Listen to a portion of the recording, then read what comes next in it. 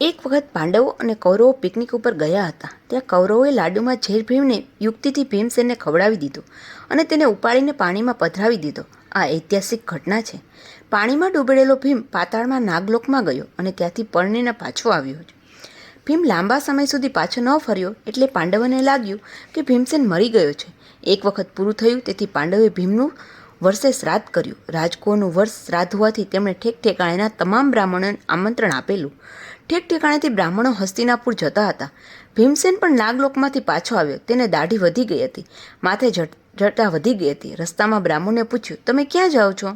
તો બ્રાહ્મણે કહ્યું કે આજે હસ્તિનાપુરમાં ભીમસેનનું શ્રાદ્ધ છે, તેથી અમે જમવા જઈએ છીએ. ભીમસેનને આશ્ચર્ય થયું કે હું જીવતો છું અને મારું શ્રાદ્ધ છે. ભીમસેને પૂછ્યું, હું પણ તમારી સાથે જમવા આવું? બ્રાહ્મણોએ કહ્યું, આવો ને, એમાં શું છે, અમારી સાથે તને પણ જમાડીશું. ભીમસેન બધાની સાથે હસ્તિનાપુર આવી પહોંચ્યો. બધા પંગતમાં જમવા બેઠા. તેમની સાથે ભીમસેન પણ બેસી ગયો. પોતાના શ્રાદ્ધમાં ભીમસેન જમવા બેઠો હતો. તેની દાઢી જટા વધી ગયેલી હતી તે તેને કોઈ ઓળખી શક્યું નહીં. પંગતમાં સાથે બેઠેલા બધા જમી રહ્યા હતા, પણ ભીમસેનનું જમવાનું પૂરું થયું ન હતું.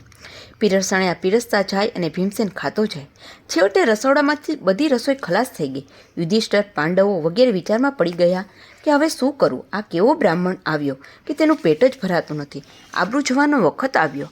કુંતા માતાને આ વાતની ખબર પડી. તેમને લાગ્યું કે મારો ભીમ આમ મરી જાય એવો નહોતો. આવેલો બ્રાહ્મણ નક્કી ભીમ જ હોવો જોઈએ. તેમણે કહ્યું, જરા ઊભા રહો, હું તમને 5 લાડવા બનાવી આપું છું, તે તમે એને પીરસી આપો અને શું થાય છે એ તમે કહો. આમ કહીને કુંતા માતાએ પોતાના હાથથી 5 લાડવા તૈયાર કરીને મોકલ્યા. કુંતા માતાને ભીમની ટેવ ખબર હતી. જ્યાં સુધી ભીમ માના હાથનું ન ખાય ત્યાં સુધી તેનું પેટ ભરાય નહીં અને તેને ઓડકાર આવે નહીં. ભીમસેને કુંતા માતાના હાથના લાડવા ખાધા કે તુરત જ તેનું પેટ ભરાઈ ગયું અને તેને ઓડકાર આવ્યો. આ બ્રાહ્મણના રૂપમાં ભીમ જ છે એમ ખબર પડ્યા પછી પાંડવોને અને કુંતા માતાને કેટલો આનંદ થયો હશે. તાત્પર્ય એ છે કે આપણી ઇન્દ્રિયો ભીમ જેવી છે. તેમને ગમે તેટલું ખવડાવું તેમનું પેટ ભરાતું જ નથી. તો શું કરવાનું? ઇન્દ્રિયોમાં જગદંબાના હાથનું ખાય તો જ તેમનું પેટ ભરાય. ઇન્દ્રિયોને પ્રભુના હાથનું ખવડાવવાથી તેનું પેટ ભરાઈ જાય.